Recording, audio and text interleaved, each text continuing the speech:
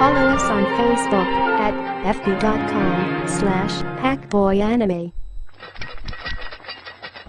Hoy, naku! Hoy, Sarah! Dali mo na yan dito! Opo.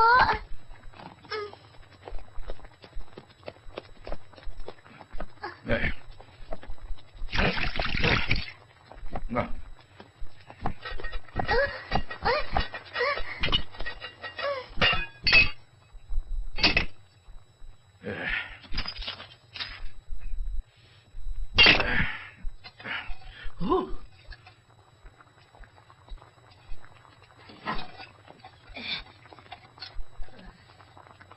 Bilisan nyo!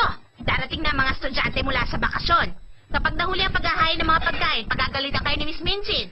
Opo, Mrs. Molly.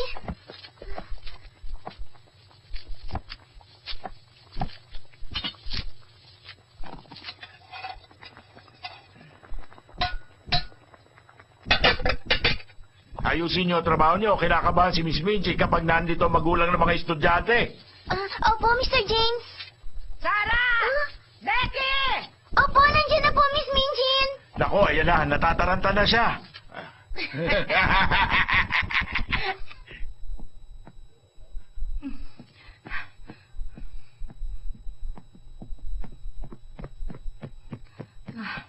Malapit nang magsidating ang mga estudyante kasama ang mga magulang nila. Wala na ba kayong nakalimutang linisin dalawa? Opo, nalinis na po namin ang lahat. Sigurado kayo, mag-i-inspeksyon ako.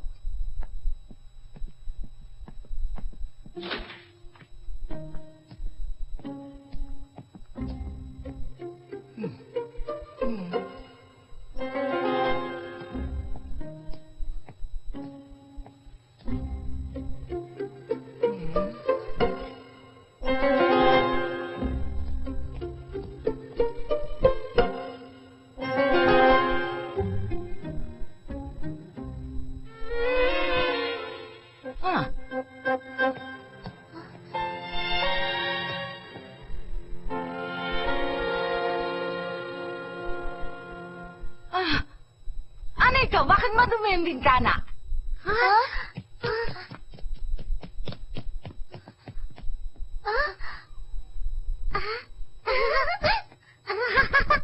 Teka, ano ba nakakatawa doon? Miss Minchin, mga ibon pong may gawa ng dumi sa labas ng bintana. Ha? Mga ibon?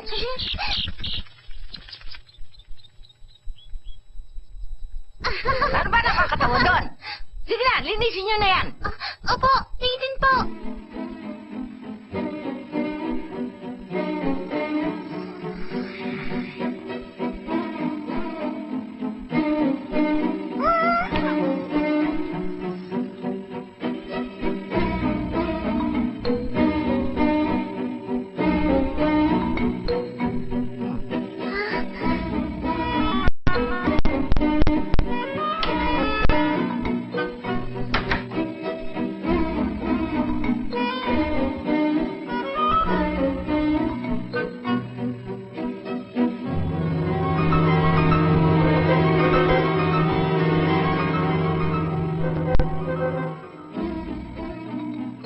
Masyadong masela ng mama ni Miss Lavinia, kaya dapat malinis ang buong kwarto.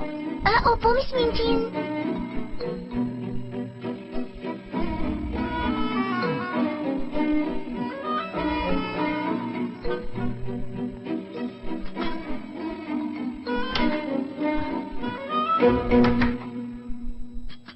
Ate, Ano yun, Amelia? hindi ba inutusan mo ako kanina na sunduin ko sila Miss Lavinia? Kaya lang, ate. Ano problema? Ang mama mismo ni Miss Lavinia nagsabi na sunduin sila. Pasensya na, ate. Masakit ang tiyan ko kaya hindi ko sila masusundo. Ano? Hindi ba sila masusundo? Pasensya na. Ay, naku! Ba't ba ngayon pa sumakit yung tiyan mo? Hindi ko rin ginusto ito.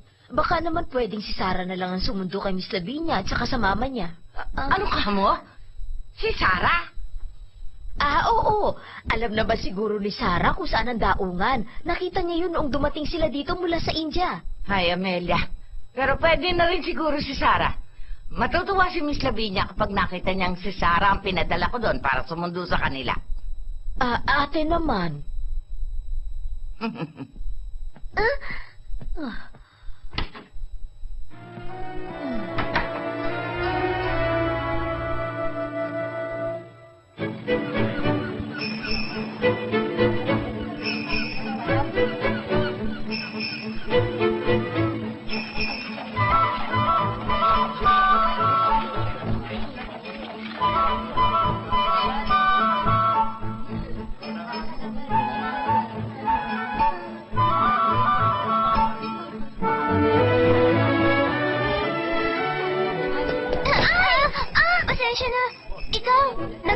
Uwi tayo.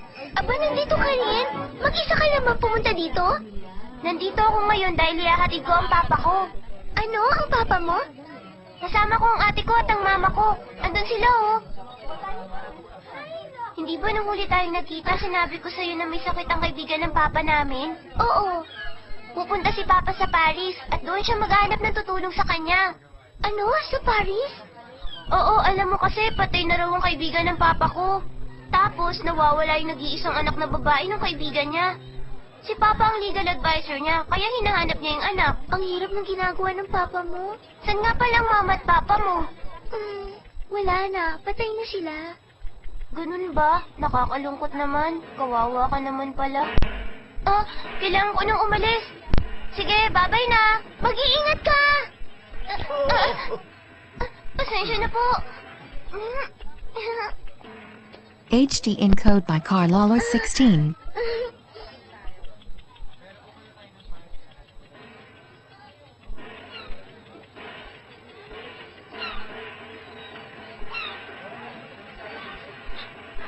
Aba, si Sarah yun ah. Huh? Miss Lavinia! Maligayang pagbabalik! Maraming salamat sa pagsundo mo sa amin dito ni Lavinia. Teka, nasa si Miss Amelia? Pasensya na po.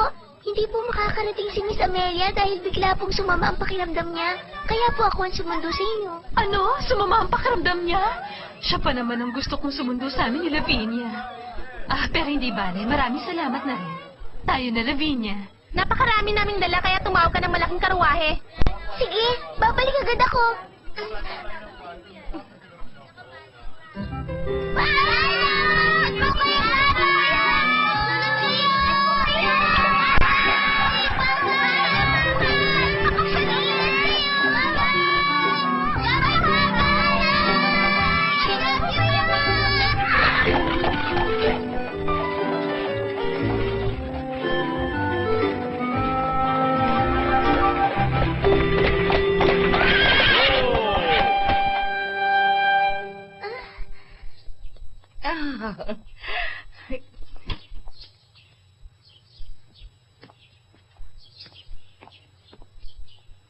Kinagagala ko kayong makita uli. Mukhang masigla si Miss Lavinia. Parati naman masigla ang anak ko, hindi ba?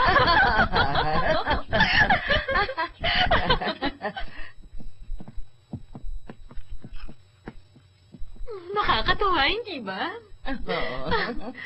Alam mo ba, Miss Minchin? Ngayon ko lang naipasya si Lavinia sa buong Europa. Nabitin nga siya. Masyado kasi maiksi ang bakasyon nila. Naintindihan ko. Pero hindi naman namin pwedeng pahabain ang bakasyon. Dito tayo.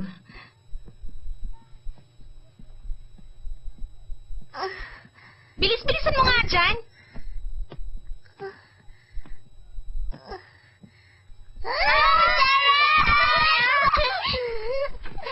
Sarah, nandito na ako.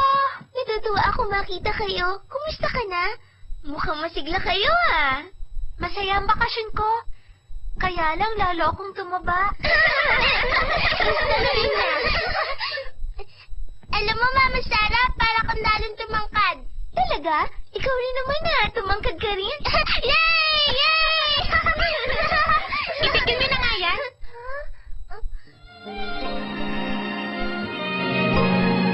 Sige na, Sarah, dalhin mo na yung mga gamit ko sa kwarto ko. Oo.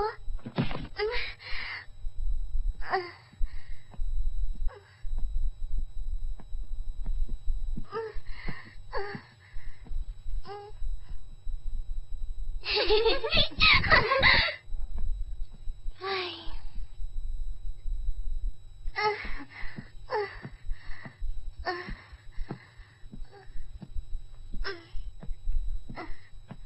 Sa totoo lang, Miss Minchin, natutuwa sa inyo ang asawa ko. Kaya nga may balak siya mag-donate ng malaking halaga dito sa paaralan niyo. Maraming salamat po sa inyong kabutihan. Lavinia, doon muna ako magstay sa Savoy Hotel. Gusto kong puntahan mo ako doon bago ako bumalik ng Amerika, ha? Oo nga pala, Miss Minchin. Salamat dahil binibigay mo ang mga hinihiling namin. Wala yun. Ako nga dapat magpasalamat. Mama?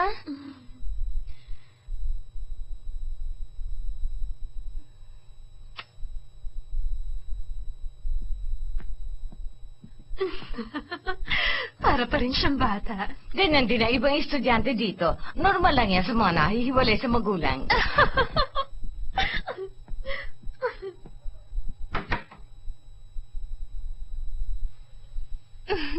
Alam mo, natutuwa ako dahil nakabalik na ako at nakita na uli kita. Ha? Mas masaya ito kaysa mamasyal sa buong Europa. At alam mo ba kung bakit? Hindi.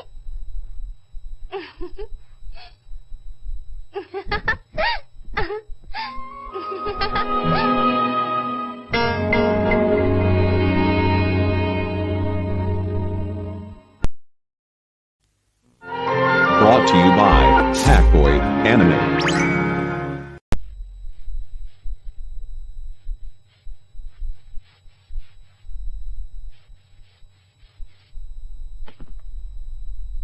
Ayan, malinis na. Ha? Aba, magsisimula na palang klase nila. Miss Sarah? Ha? Anong problema, Becky?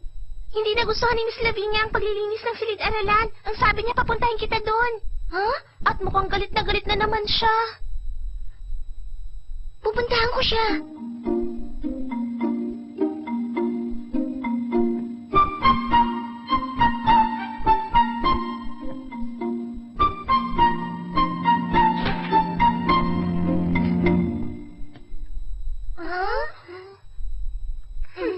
O, ba't natagalan ka? Ano bang hindi mo nagustuhan sa paglilinis namin? Masasabi mo bang naglinis kayong mabuti? Madumi pa nga ito. Pero sigurado akong pinunasan ko na yan. Eh bakit may sulat pa ito? Siguradong may gumamit ng sulatan ko habang bakasyon. O ano bang hinihintay mo? Linisin mo na to.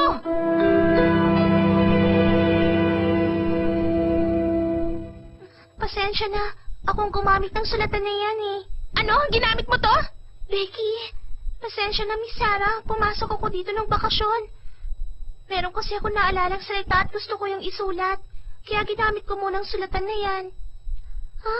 Pasensya ka na, Miss Lavinia, ha? Huwag kang makialam. Baliwala kahit humingi ka pa ng tawad sa akin. Si Sarah ang kausap ko kaya huwag kang sasabat. O bakit ganyan ka makatingin? Talagang ginagalit mo ako, ah. Nakakainis ka!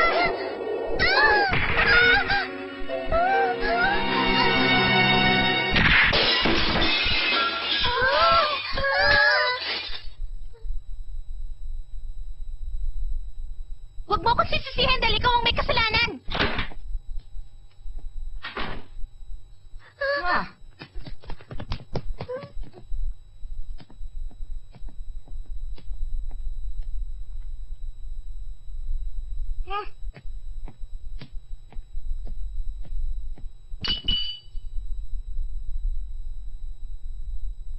Sabihin nyo, sino nakabasag nito? Si Sarah po. Habang hawak ko pang sulatan ko, binunggo ni Sarah ang kamay ko. Kaya tumama ang sulatan sa salamin.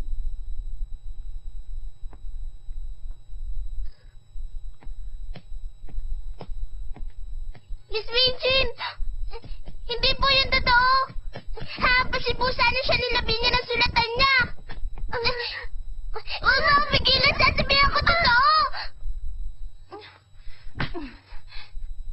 Huwag ka nga mag-invento ng kwento. Oo nga, tumahimik ka dyan. Hindi mo naman nakita ang totoong nangyari, hindi ba? Tumahimik kayo! Huwag kayong magsigawan! Sarah! Po? Sumunod ka sa akin.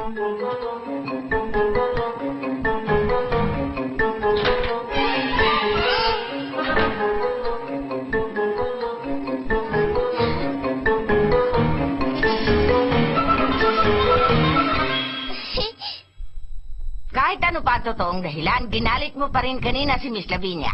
Kaya kasalanan mo man o hindi, ikaw pa rin ang mananagot sa nangyari. Pero ate,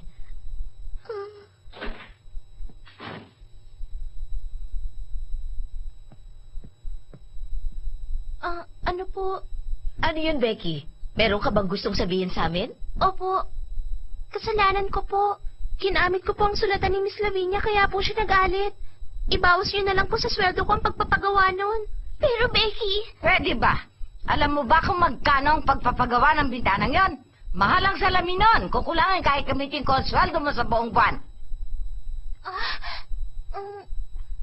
Sarah, kapag lumabas ka para mamalengke, maghanap ka na rin ng gagawa. opo, Miss Minjin.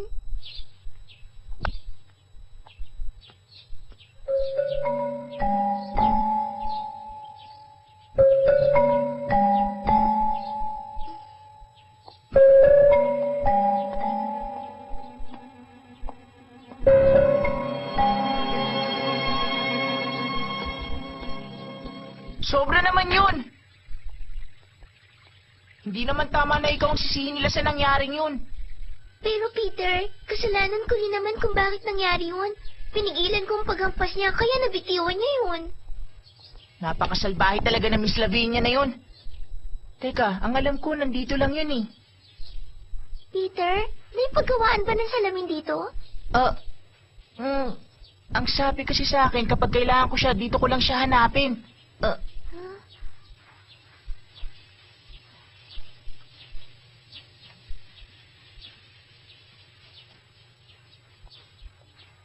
Salamin!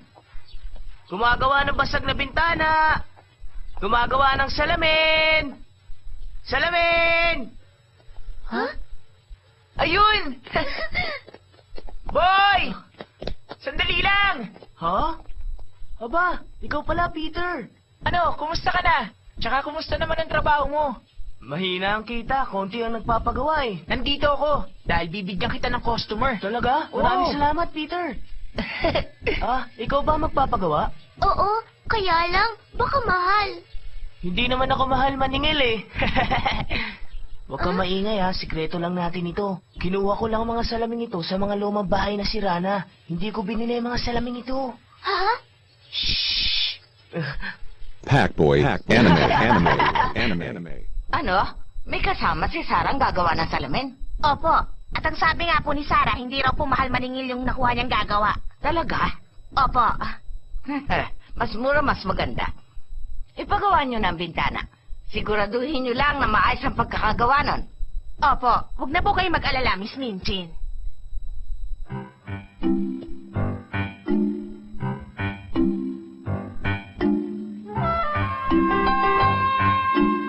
Makinig ka. Kahit na mura kang maningil, dapat maayos kang gumawa. Kung hindi, lagot ka sa akin. Wala po kayong dapat ipag-alala.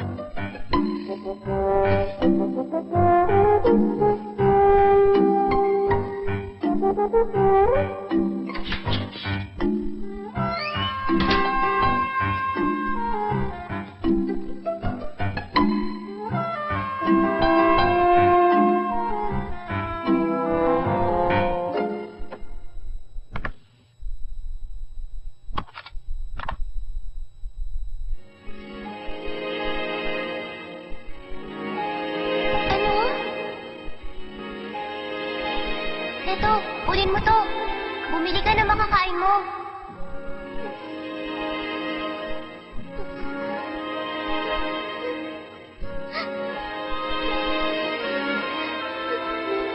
Salamat sa kabutihan mo. Pero hindi ko yan matatanggap. Huwag ka nang mahiya. Sige na, tanggapin mo na to. Oh.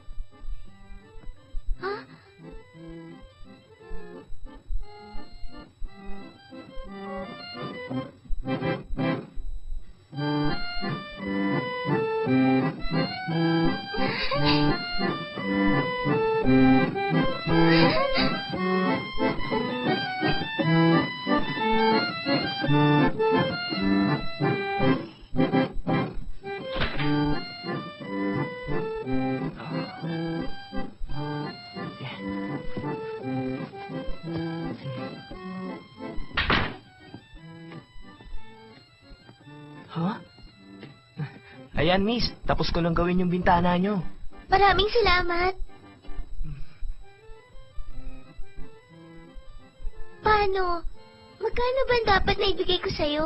Dahil sa kaibigan ka ni Peter, pinagbutihan ko talaga ang paggawa. Pero... O, sige na nga. Kahit na maganda ang pagkakagawa ko, 5 na lang ang sisingilin ko. Ha? Ah? Bakit? Mahal pa rin ba yun? Naku, hindi. Tama-tama nga eh. Etong bayad ko. Ayos. Maraming salamat ah.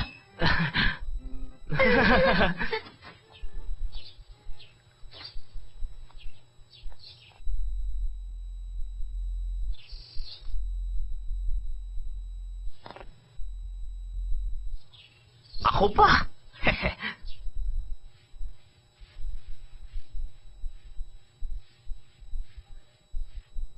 Ano ka mo? Umalis na siya kahit hindi pa natin nababayaran? Opo, at ang sabi po niya, pinagbutihan daw po niya ang pagkakagawa ng bintana, kaya huwag niyo na raw pong babawasan ng sweldo ng katulong. Bakit niya kaya nasabi yun? Totoo bang sinabi mo, Miss Sarah?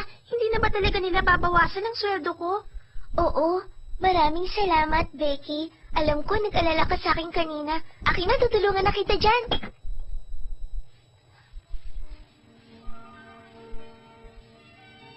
Miss Sarah? Natutuwa ako dahil naging kaibigan ko sila Becky at Peter.